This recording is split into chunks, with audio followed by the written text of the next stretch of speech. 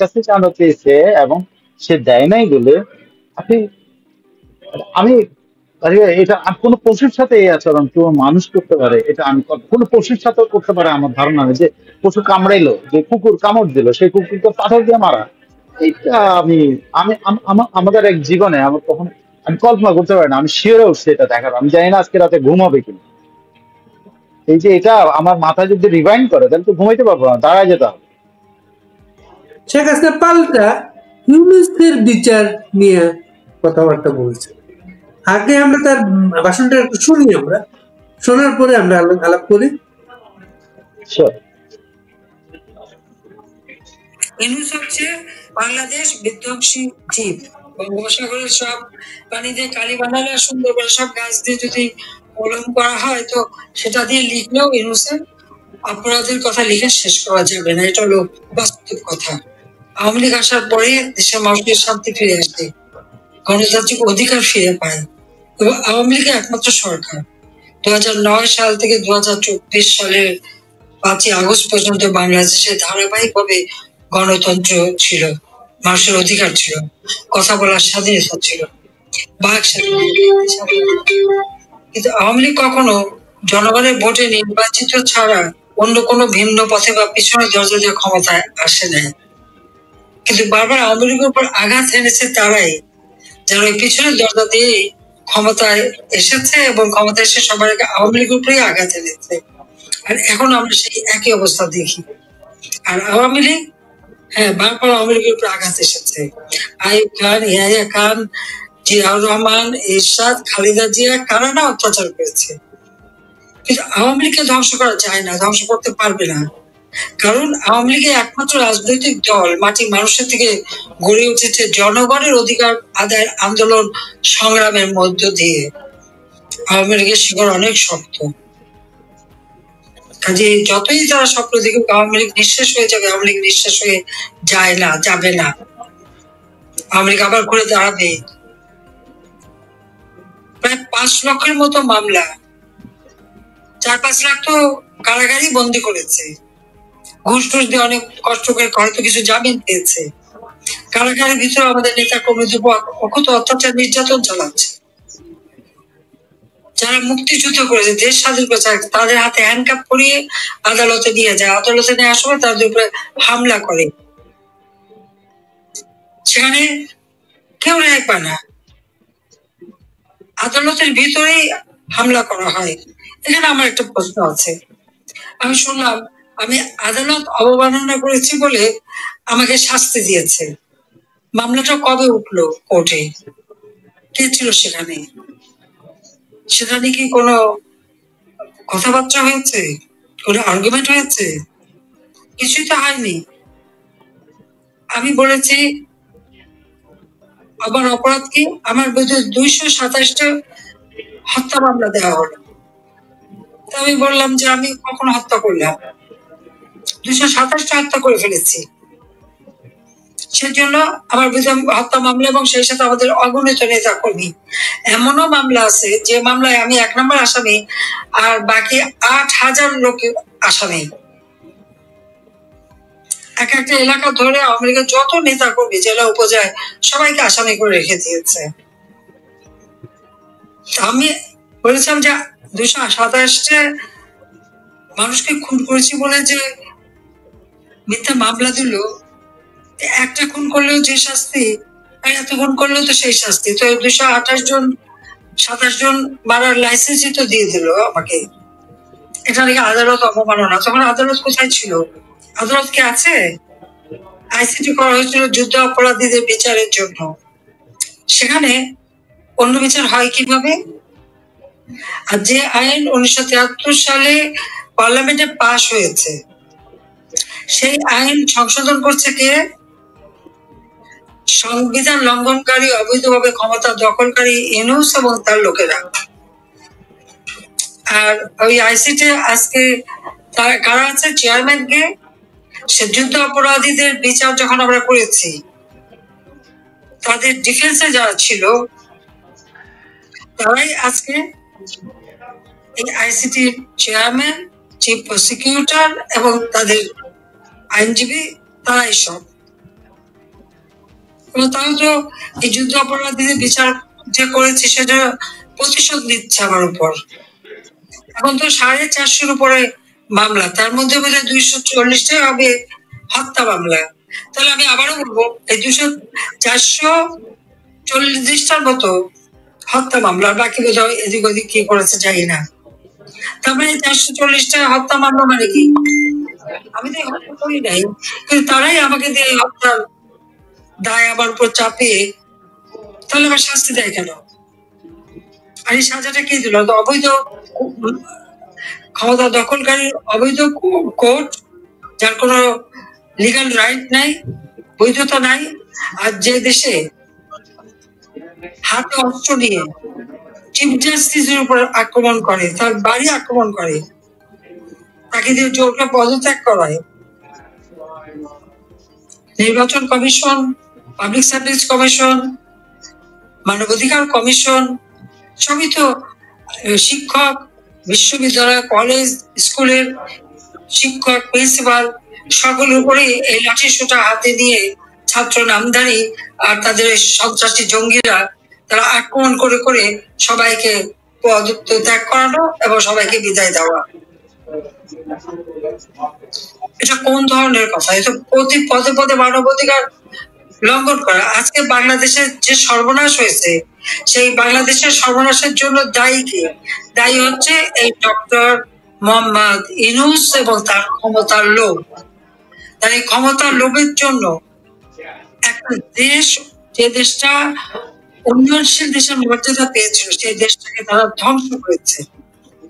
কাজে এই বাংলাদেশের সর্বনাশের জন্য দায়ী ইউনূস। কাজে ইউনূসকে আসামি করতে হবে।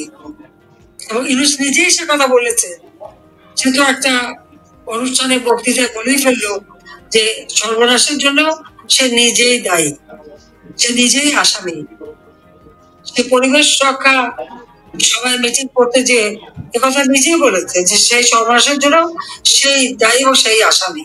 তাহলে ঠিকই বলেছে, মানে একই অপরাধ সে প্রতিদিন করে যাচ্ছে। এই অপরাধের কোনো সীমা নাই। বাংলাদেশে গুণীজনের কোনো সম্মান নাই। শিশু, নারী, তাদের কোনো অধিকার নেই। প্রতিনিয়ত শিশু ধর্ষণ, নারী ধর্ষণ হচ্ছে, কিন্তু কোনো সংবাদ কেউ দিতে পারবে না। পত্রিকায় বা রেডিও, টেলিভিশন কোথাও কোনো সংবাদ পরিবেশন করা যাবে না। সাংবাদিকদের উপর যে নির্যাতন হয়েছে, 38 জন কারাগারে বন্দী, 8 জনকে তারা হত্যা করেছে, আর প্রায় 3-4 হাজার সাংবাদিক আজকে চাকরি আমার, অ্যাক্রেডিটেশন কার্ড নাই, কোনো কাজ নাই। বিটিভি থেকে শুরু করে বিভিন্ন টেলিভিশন এবং রেডিও, সংবাদপত্রের প্রতিনিধি, একবার জেলা উপজেলা পর্যন্ত যারা ছিল সবাইকে চাকরি থেকে বিদায় দিয়ে দিয়েছে। এবং কোনো সাংবাদিক কোনো কথা বললেই তাদের ভয়। 13টা মানে বিটিভি সহ 13টা বেসরকারি টেলিভিশন এবং সরকারি বিটিভি আগুন দিয়েছে। আগুন দিয়ে জ্বালিয়ে পোড়ানো, সব এটাই তাদের একটা চরিত্র। এর জন্য এই অপরাধ প্রতিদিন হচ্ছে। অস্ত্রধারীদের লেলিয়ে দিয়ে হত্যা, গুম, খুন, গ্রেপ্তার, মব জাস্টিস, যা মব সন্ত্রাসী। এই মব সন্ত্রাসী করেই মানুষকে মারা এবং তাদেরকে আবার পুলিশে ধরিয়ে দেয়। যে অত্যাচার ইউজ করে যাচ্ছে, ক্ষমতা দখল করার সাথে সাথে এ পর্যন্ত যে ঘটনা সে ঘটিয়েছে বাংলাদেশে, পাকিস্তানি হানাদার বাহিনী 1971 সালে গণহত্যা করেছিল, বুদ্ধিজীবী হত্যা করেছিল। এই যুদ্ধ অপরাধী যাদের আমরা বিচার করেছি, তারা তখন যুবক ছিল, কেউ ছাত্র ছিল। এরাই তো এই হত্যাকাণ্ড, নারীদের ধরে ধরে পাকিস্তানি সেনাবাহিনীর ক্যাম্পে দিয়ে তাদের উপর পাশবিক অত্যাচার, নির্যাতন এরাই তো করিয়েছে। আর তাদেরকেই আজকে ক্ষমতায় বসেছে। ইউনূসের ক্ষমতা, শক্তি কারা? সেই যত জঙ্গি সন্ত্রাসী, আন্তর্জাতিক ভাবে যে সন্ত্রাসী গ্রুপগুলি, তাদেরকে সারা বিশ্ব যাদেরকে ব্যান্ড করে দিয়েছে, যাদের কোনো স্বীকৃতি নাই, আজকে তারাই ইউনূসের ক্ষমতার মানে ক্ষমতার দখলের হাতিয়ার। তারাই হচ্ছে তার শক্তি, ক্ষমতার শক্তি। কাজে তার যে অপরাধ, কত মায়ের কোল খালি করেছে, কত বোনকে বিধবা করেছে, কোন সন্তানকে পিতা মাথা হারা করেছে। সেখানে নারী পুরুষ নির্বিশেষে অকাতরে তারা মানুষ হত্যা করেছে। আওয়ামী লীগের নেতা কর্মীদের কারো কোনো ঘর নাই, বাড়ি নাই, ব্যবসা প্রতিষ্ঠান নাই। আর ইউনিসেফ দেওয়া তথ্য নিয়ে জাতিসংঘের মানবাধিকার এক তথ্য প্রচার করলো 1400 লোক মারা গেছে, ধারণা করেছে, তারা তদন্ত করেও দেখলো না। অথচ ইউনিসেফ যে গেছে সেখানে দেখা যায় 833 জন, 800 উপরে লোক মারা গেছে। তাদেরকে সাহায্য দেওয়ার সময় 600 নাকি পেলো, টাকা তো তুললো অনেক। তাহলে বাকি কারা? যে প্রায় 1000-এর উপর আওয়ামী লীগের নেতা কর্মীকে যে হত্যা করা হয়েছে, 1000-এর উপর পুলিশ হত্যা করা হয়েছে, আনসার হত্যা করা হয়েছে, তাদের লাশ গুম করা হয়েছে, সাংবাদিক হত্যা, আইনজীবী হত্যা, কই তাদের নাম টাম তো নেই এখানে। আবার এই তালিকায় যাদের নাম আছে তার মধ্যে অনেকেই আবার জীবিত হয়ে ফিরে এসেছে, অনেকে আবার অ্যাক্সিডেন্টে মারা গেছে, কেউ হার্ট ফেল করে মারা গেছে, কেউ কেউ হয়তো অন্যভাবে মারা গেছে। সবার নামের মধ্যে এমনকি হোটেলে, যশোরে হোটেলে যে আগুন দিল, সেই আগুনে পুড়ে যারা মারা গেছে, অথবা গাজী টায়ারে আগুনে যারা পুড়ে মারা গেছে, তাদেরও নাম এখানে শহীদের খাতায় লেখা, কিন্তু সেখানে পুলিশের নাম নাই। আর এই যে হত্যাকাণ্ড যারা হয়েছে সব দায় মুক্তি দিয়ে দেওয়া হয়েছে, কারণ এদের কোনো বিচার হবে না। তারা পুলিশ হত্যা, সংখ্যালঘু হত্যা, নারী হত্যা, শিশু হত্যা, এমনকি আইনজীবী হত্যা, যত হত্যাকাণ্ডই ঘটাক এবং যত কিছু আগুন দিয়ে পড়া, সেই মেট্রো রেল থেকে শুরু করে বিটিভি, বিআরটিসি ভবন থেকে শুরু করে দুর্যোগ মন্ত্রণালয়ের সব যে পুড়িয়ে জ্বালিয়ে সরকার করেছে, আওয়ামী লীগের অগণিত নেতাদের ঘর বাড়ি জ্বালিয়ে পুড়িয়ে দিয়েছে। বঙ্গবন্ধু স্মৃতি জাদুঘর, মুক্তিযুদ্ধের জাদুঘর, সেগুলি পর্যন্ত আগুন দেওয়া। আর আমাদের তো সবই গেছে, পঞ্চাশ সালের বাসা সুতা সদন থেকে শুরু করে সবই আগুন দিয়ে পড়ানো, লুটপাট। আর প্রত্যেকটা এমপি হস্টেলে এমপিদের কামরা, সেগুলি ডাকাতি করা, চুরি করা, লুটপাট করা, প্রত্যেকটা মিনিস্টার বাড়ির লুটপাট, চুরি করা, ডাকাতি করা, এসব অপরাধ যারা করেছে তাদেরকে ডক্টর ইউনূস ইনডেমনিটি দিয়েছে, দায় মুক্তি, কারণ এদের কোনো বিচার হবে না। আর সব মামলা দিয়েছে আওয়ামী লীগের নেতা কর্মীদের বিরুদ্ধে। ইউনূসের এই 10 মাসের রাষ্ট্র পরিচালনায় আজকে বাংলাদেশকে যেখানে নিয়ে গেছে, সারা বিশ্বব্যাপী বাংলাদেশ আজকে একটা জঙ্গি রাষ্ট্রে পরিণত হয়েছে। যে সম্মান আওয়ামী লীগ আমলে, আওয়ামী লীগের 15 বছর 7 মাসে বাংলাদেশ সারা বিশ্ব উন্নয়নের রোল মডেল ছিল, পৃথিবীর শক্তিশালী একটা অর্থনীতির দেশ, দক্ষিণ এশিয়া, সাউথ এশিয়াতে 2য় স্থান, এশিয়াতে 9ম স্থান, সারা বিশ্বের 35তম শক্তিশালী অর্থনীতির দেশ হিসেবে যে গড়ে উঠেছিল, আজকে তার সম্পূর্ণ ধ্বংস। আজকে সব শ্রেণী পেশার মানুষ চরম ভাবে নির্যাতনের শিকার। আর বাংলাদেশটাকে একটা ধ্বংসস্তূপ, সারা বাংলাদেশ আজ ক্ষত বিক্ষত। এই যে অপরাধগুলি করেছে, এই অপরাধের যদি আমি তালিকা করতে যাই, তাহলে আমার তো মনে হয় বঙ্গোপসাগরে যত পানি সেটা যদি কালি হয়, আর সুন্দরবনের যত গাছ আছে সব যদি কলম হয়, তা লিখেও শেষ করা যাবে না। তার অপরাধের হিসাব লিখেও শেষ করা যাবে না ইউনূসের এইরকম কর্মকাণ্ড। কাজে এর হাত থেকে দেশকে রক্ষা করে ধ্বংসের হাত থেকে দেশকে বাঁচাতে হবে। তাই এদেশের সকল, অন্তত যাদের একটু বিবেক আছে, যাদের একটু চিন্তা আছে, আমি বলবো ভয় ভীতি সব বাদ দিয়ে সবাই ঐক্যবদ্ধ হন। এই দুঃশাসনের হাত থেকে আমাদের মাতৃভূমিকে রক্ষা করেন, এই দুঃশাসনের হাত থেকে দেশের মানুষের জীবন মান রক্ষা করেন কয়েকজন দুর্নীতি করে লুটে করে খাচ্ছে। দেখতে দেখতে 100 কোটি টাকার মালিক 1000 কোটি টাকার মালিকও হয়ে গেছে। 90,000 কোটি টাকা শেয়ার মার্কেট নাই, লোপাট। 18টা ব্যাংক অচল, সবকিছু ইউনূসের পকেটে। সমস্ত অপরাধের জন্য সে একাই দায়ী, সে একটা দেশ বিধ্বংসী জীব।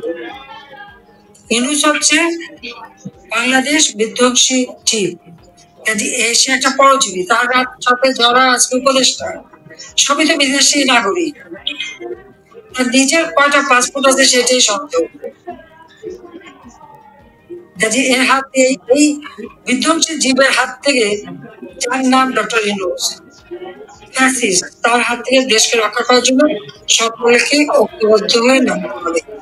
আর যারা আহত নিহত, যারা আপনারা বিত্তশালী বা প্রবাসী সকলে আপনারা সহযোগিতা করে যাচ্ছেন, তাদেরকে ধন্যবাদ জানাই এবং এদের পাশে দাঁড়ান। আর আল্লাহ যখন দিন দেবে, অবশ্যই যারা সজাহা বেদনা নিয়ে অথবা সবকিছু হারিয়েছে, আমি আমার সব তাদের পাশে দাঁড়াবো, তাদের সব ধরনের সহযোগিতা দেবো।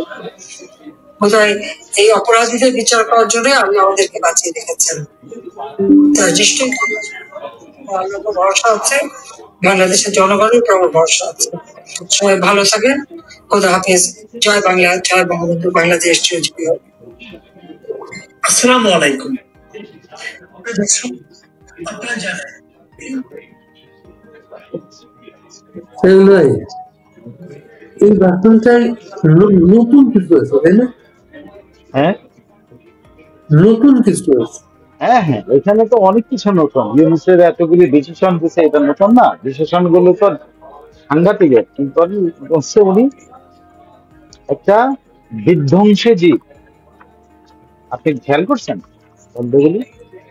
বিধ্বংসী জীব। ওনার বিশেষণের মধ্যে আছে দেশ বিধ্বংসী জীব, বাংলাদেশ বিধ্বংসী, একটা পরজীবী। হ্যাঁ, এইসব বললো তো। তো এই ভাষণটার মধ্যে তো সাংঘাতিক একটা মানে ইয়ে দিয়েছে, মানে আওয়ামী লীগের হারিয়ে একটা মানে কি বলে জোশ দিয়েছে। এবং একই সঙ্গে বলছে যে আওয়ামী লীগ ফিরে আসবে, আওয়ামী লীগ এটা করবে এবং ইউনূসের বিচার করবে। এই কথাটা তো আগে কখনো বলেনি যে উনি ইউনূসের বিচার করবে। শেখ হাসিনা নিশ্চয়ই বুঝিস এই কথাগুলি বলছেন।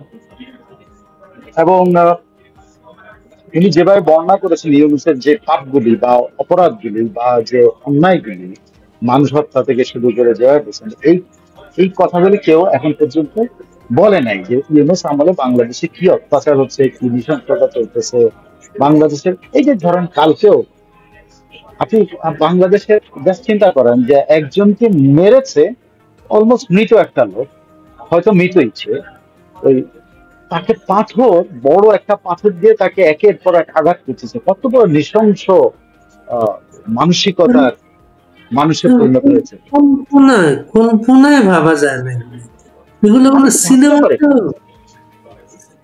সিনেমাতেও নাই। কিন্তু আমি কখনো এগুলো দেখিনি। মানে আমি কখনো কোনো সিনেমাতে দেখছি এটাও মনে হয় না। এত বছর ধরে সিনেমা দেখি, বাপের সাথে থেকে শুরু করছি, এখন পর্যন্ত দেখি।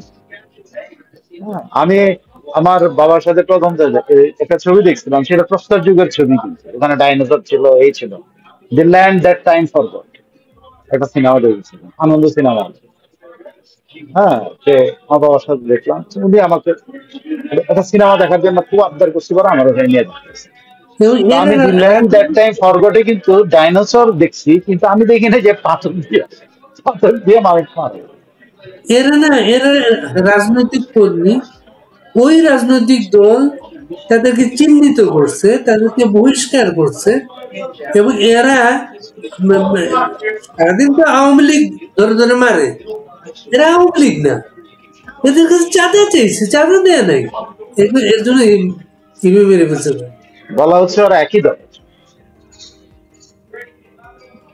আর লোকটার পেশা ওই মানে ছোট ভাঙারি। হ্যাঁ, ভাঙারের দোকান, ভাঙারের দোকানে তো পুজোতে বিশাল কোনো পুঁজি লাগে। না না, সে তো হলো যারা টোকায় এসছে, যারা টোকায় মানে সংগ্রহ করে, বাঙালি সংগ্রহ করে, তারা এসে তাকে দেয়, সে একটা টাকা দিয়ে কিনে নেয়। হ্যাঁ, তো টোকাইরা সারাদিনে কত সংগ্রহ করতে পারে, বাঙালি টোকাইরা কত সংগ্রহ করতে পারে, ধরেন 500 টাকা। এরকম যদি সে 5 জনের কাছ থেকেও বা 10 জনের কাছ থেকে, তাহলে 5000 টাকা। 10 জনের কাছ থেকে যদি সারাদিনে কেনে, তাহলে 5000 টাকা। এই হলো তার পুঁজি। তার কাছে চাঁদা চেয়েছে এবং সে দেয় নাই বলে আপনি, আমি এটা কোনো পশুর সাথে এই আচরণ কেউ মানুষ করতে পারে, এটা আমি কোনো পশুর সাথেও করতে পারে আমার ধারণা নেই। যে পশু কামড়াইলো, যে কুকুর কামড় দিল, সেই কুকুরকে পাথর দিয়ে মারা, এটা আমি আমাদের এক জীবনে আমার কখনো আমি কল্পনা করতে পারি না, আমি শিওরে উঠছি এটা দেখার, আমি জানি না আজকে রাতে ঘুম হবে কিনা। এই যে এটা আমার মাথা যদি রিভাইন্ড করে তাহলে তো ঘুমাইতে পারবো না, দাঁড়ায় যেতে হবে।